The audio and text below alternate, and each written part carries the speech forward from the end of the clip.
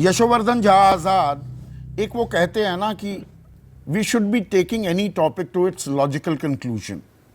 ये मामला logical conclusion तक पहुंचेगा, ये दोषी फिर से जेल में जाएंगे, ये बात तो तय है। लेकिन ये पूरी व्यवस्था का जो षड्यंत्र था, जिस शब्द का इस्तेमाल किया अभी विक्रम सिंह ने, उसका पर्दाफाश होना भी तो जरूरी है। सुप्रीम कोर्ट भी बहुत बार हमने देखा, और पूरी जिम्मेदारी से मैं ये बात कह रहा हूं, ऐतिहासिक फैसले दे देती है, लेकिन कहां कहां चूक हुई उसकी जांच की बात कहीं अधर में लटक जाती है। वो तो नहीं होगा ना, या वो नहीं होना चाहिए इस मामले में। देखिए, एक बात तो स्पष्ट है संदीप जी कि कानून बिल्कुल अंधा है, जैसे चाहो तोड़ लो मरोड़ लो, और जो स्टेट सरकारें आजकल कर रही हैं उससे तो ये स्पष्ट है कि कानून वैसा ही चलेगा जैसा कि वो चाहते हैं। और अभी भी क्या इसका अंत, जो आप लॉजिकल कंक्लूजन की बात कह रहे हैं, वो महाराष्ट्र गवर्नमेंट को अधिकार है इसको करने का। उस समय भी अगर महाराष्ट्र गवर्नमेंट के पास ये मामला जाता तो जिसकी सरकार रहती और जिस तरह की सरकार रहती उसी तरह का फैसला होता, क्योंकि रेमिशन कमेटी में भी कैसे लोग रखे जाते हैं ये सबको मालूम है जो पार्टी के क्लोज है। और अगर स्टेट एडवोकेट जनरल को ये नहीं मालूम कि किसका जुरिस्डिक्शन है तो भगवान बचाए हमें इस प्रजातांत्रिक प्रणाली में। अब दूसरी बात यह है, जैसा कि आपने कहा कि इस पे जिसकी जिम्मेवारी है उसको तो जरूर पकड़ना चाहिए, लेकिन आपने देखा है सुप्रीम कोर्ट ने तो पुलिस रिफॉर्म्स के बारे में कितने बार प्रश्न किए, स्टेट गवर्नमेंट्स के बारे में कमिटी बनी, उसका वेरिफिकेशन हुआ, डांट लगाई, फटकार लगाई, चीफ सेक्रेटरीज और डीजीज को बुलाया, कुछ भी नहीं हुआ। इस प्रकरण में सबसे दुख की बात यह है कि जो मेन मुद्दा ये था कि रेमिशन ऐसे पापियों को कैसे मिल सकता है, क्योंकि नए कानून में सेंट्रल लिस्ट में था भी। और नए कानून का ये छोटी सी इंटरप्शन कर रहा हूं यशोवर्धन आजाद जी, प्रधानमंत्री अभी हाल ही में राज्यों के डीजीज और आईजीज डीआईजीज को संबोधित कर रहे थे, और नया कानून जो आ रहा है उसे लेकर उनकी स्पष्ट ताकीद थी, आदेश, निर्देश या नसीहत, कोई शब्द आप इस्तेमाल कर लीजिए, कि औरतों के लिए वो कहीं भी कभी भी घूम सकें, वैसा वातावरण सुनिश्चित किया जाए। और एक इधर बिल्किस बानो का भी केस है।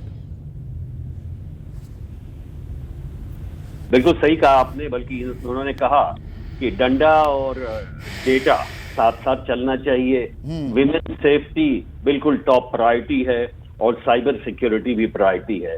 लेकिन दुख की बात यही है कि प्राइम मिनिस्टर जो 2014 से हर डीजीपी कॉन्फ्रेंस में जाते हैं और 2-2 दिन वहां लगाते हैं, ऐसा किसी प्राइम मिनिस्टर ने नहीं किया है।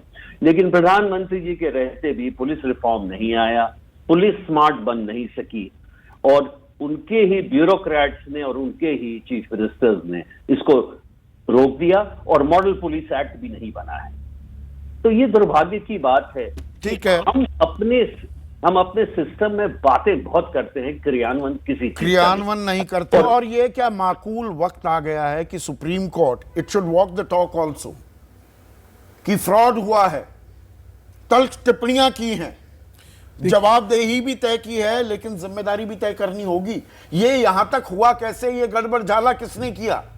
देखिए, अगर ये नहीं होगा, जैसा अभी हम लोग बात कर रहे हैं, अगर ये नहीं होगा, एक जिसे कहते हैं ना नजीर, अगर आज नहीं बनेगी तो वो लिमिट हम लोग क्रॉस कर देंगे। वो नजीर का बनना अति आवश्यक है, ये बनना इस पे कि क्यों ऐसा हुआ, कौन लोग इसके पीछे थे, उनके ऊपर सख्त कार्रवाई अगर होगी तभी एक नजीर बनेगी, और वो नजीर बनने के बाद ही एक मैसेज जाएगा जिससे कि आगे कभी कोई व्यक्ति इस तरह की चीजों को नहीं करेगा।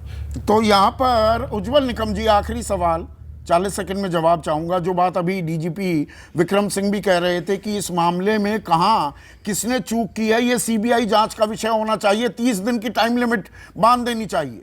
क्या करना चाहिए? जिम्मेदारी तो तय हो ना, सिर्फ दोषियों को वापस जेल में डालने से क्या मामला खत्म हो जाता है? कृपया लाइन पर।